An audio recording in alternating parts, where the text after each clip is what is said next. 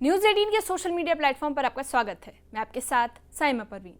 Israel Iran के बीच जंग अब एक ऐसे मोड़ पर पहुंच चुकी है जहां सिर्फ रॉकेट्स और मिसाइलें नहीं बल्कि कूटनीति, अंतर्राष्ट्रीय समीकरण और भविष्य की दिशा दांव पर लग चुकी है।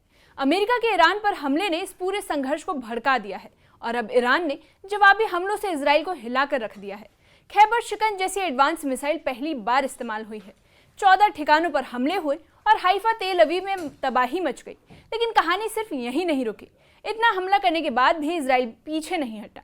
जवाबी कार्रवाई में ईरानी फाइटर जेट्स और मिसाइल लॉन्चर्स को तबाह करने का दावा किया गया है। साथ ही अमेरिका के खिलाफ अब खाड़ी देशों रूस और चीन की नाराजगी भी खुलकर सामने आई है। अब सवाल ये है कि क्या ये जंग वर्ल्ड वॉर की तरफ बढ़ रही है? आइए आपको एक एक करके समझाते हैं इस जंग का एक एंगल।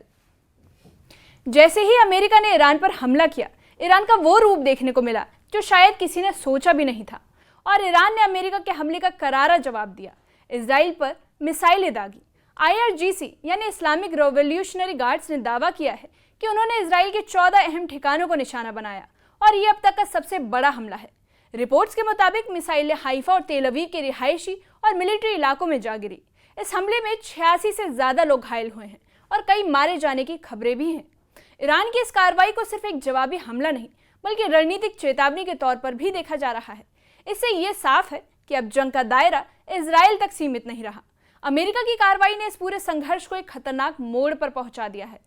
ईरान ने इस बार एक ऐसा कदम उठाया, उसने अपनी आधुनिक मिसाइल खैबर शिकन का इस्तेमाल किया है।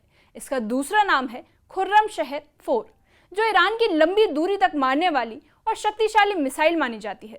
रिपोर्ट्स के मुताबिक खैबर शिकन मिसाइल बेन गुरियन एयरपोर्ट और आसपास के मिलिट्री ठिकानों पर दागी गई। खास बात यह रही कि इजराइल का आयरन डोम एयर डिफेंस सिस्टम इस मिसाइल को इंटरसेप्ट करने में नाकाम रहा। ईरानी मीडिया ने इसका एक वीडियो भी जारी किया है जिससे इस हमले की गंभीरता और इरादा साफ झलक रहा है। पहली बार इस मिसाइल का इस्तेमाल ईरान ने दिखा दिया कि वे इस लड़ाई को सिर्फ जवाबी कार्रवाई तक सीमित नहीं रखेगा बल्कि अब उसकी रणनीति और आक्रामक हो चुकी है। ईरान के मिसाइल अटैक के बाद इजराइल ने पलटवार करते हुए अपनी एयरफोर्स को सक्रिय कर दिया है।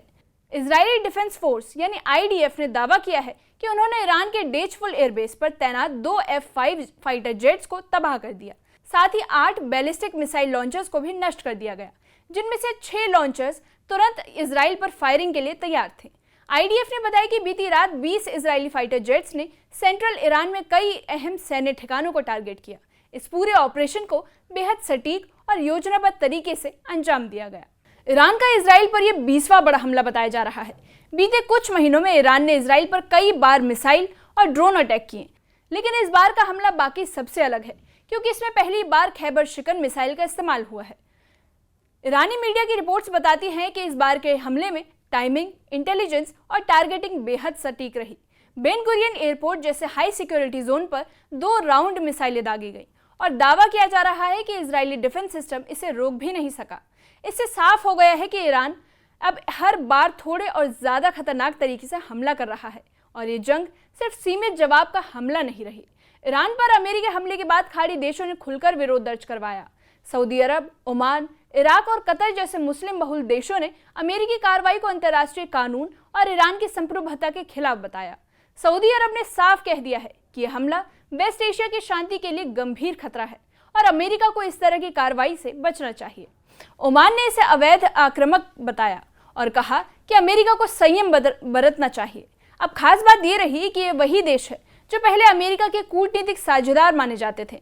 अब जब वही देश अमेरिका के खिलाफ बोल रहे हैं तो इससे साफ होता है कि हालात कूटनीतिक तौर पर भी उलझते जा रहे हैं और जंग अब सिर्फ 2 देशों तक सीमित नहीं रही। ईरानी विदेश मंत्री अब्बास अरागची रूस के दौरे पर हैं, जहां वे राष्ट्रपति व्लादिमीर पुतिन से मिलेंगे। ये दौरा ऐसे समय पर हो रहा है जब रूस ने अमेरिका की कार्रवाई को वैश्विक तनाव बढ़ाने वाला बताया। रूस की फेडरेशन काउंसिल के एक सीनियर सदस्य ने कहा कि अमेरिकी हमले से पूरी दुनिया को परमाणु खतरे की तरफ ढकेला जा रहा है। रूस के पूर्व राष्ट्रपति ने यहां तक कहा कि ईरान ने अपने यूरेनियम स्टॉक को पहले से ही किसी सुरक्षित स्थान पर भेज दिया था, यानी अमेरिका को असल में कोई बड़ा नुकसान करने का मौका ही नहीं मिला। अब रूस और ईरान की नजदीकी बढ़ती जा रही है और अगर दोनों देशों ने मिलकर जवाबी रणनीति बनाई तो ये जंग और जटिल हो सकती है। चीन ने भी अमेरिकी हमले को लेकर तीखी प्रतिक्रिया दी है। चीन के सरकारी चैनल ने एक संपादकीय में कहा कि अमेरिका बार बार वही रणनीतिक गलतियां दोहरा रहा है जिसे मध्य पूर्व दशकों से जूझता आ रहा है। चीन ने साफ तौर पर कहा कि यह हमला सिर्फ एक देश के खिलाफ नहीं बल्कि पूरी क्षेत्रीय स्थिरता के खिलाफ है।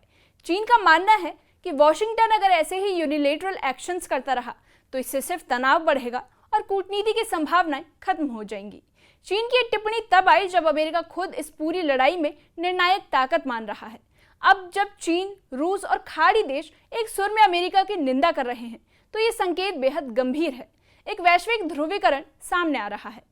इजराइल के राष्ट्रपति आइजैक ने अमेरिका के ईरान पर किए गए हमले को ऐतिहासिक बताया है, लेकिन साथ ही चेतावनी भी दी। उन्होंने कहा कि ये लड़ाई अभी खत्म नहीं हुई है और इसके परिणाम लंबे समय तक दिख सकते हैं। उन्होंने नागरिकों से अपील की है कि वे सुरक्षा एजेंसियों और सरकार के दिशा निर्देशों का पालन करें क्योंकि खतरा अभी टला नहीं है। हर्जोग ने यह भी कहा कि अमेरिका के साथ इजराइल के रिश्ते बहुत गहरे हैं और यह हमला उसी सहयोग का एक प्रतीक है, लेकिन उन्होंने माना कि अब संघर्ष और ज्यादा विकराल रूप ले सकता है। इससे साफ है कि इजराइल इस पूरी लड़ाई को एक लंबे युद्ध के रूप में देख रहा है जो अब केवल जवाबी कार्रवाई तक सीमित नहीं रहने वाला। ईरान के विदेश मंत्री अब्बास अरागची ने अमेरिका और यूरोप पर दोहरा रवैया अपनाने का आरोप लगाया है। उन्होंने सोशल मीडिया पर लिखा कि कुछ दिन पहले वे अमेरिका से परमाणु मुद्दों पर बातचीत कर रहे थे, तभी इजराइल ने हमला कर कूटनीतिक प्रक्रिया को तोड़ दिया। फिर जब ईरान यूरोपीय देशों से संवाद में था तो अमेरिका ने सीधा सैन्य हमला कर दिया। अरागची ने सवाल किया है कि अगर बातचीत हमने छोड़ी ही नहीं तो वो वापस कैसे लौटे। उन्होंने दो टूक कहा कि अब इस माहौल में डिप्लोमेसी का कोई मतलब नहीं बचा। इस बयान से ये साफ झलकता है कि ईरान अब कूटनीति नहीं, जवाबी रणनीति में विश्वास कर रहा है। इसका सीधा मतलब ये है कि आने वाले समय में बातचीत की उम्मीदें बेहद कमजोर पड़ सकती हैं।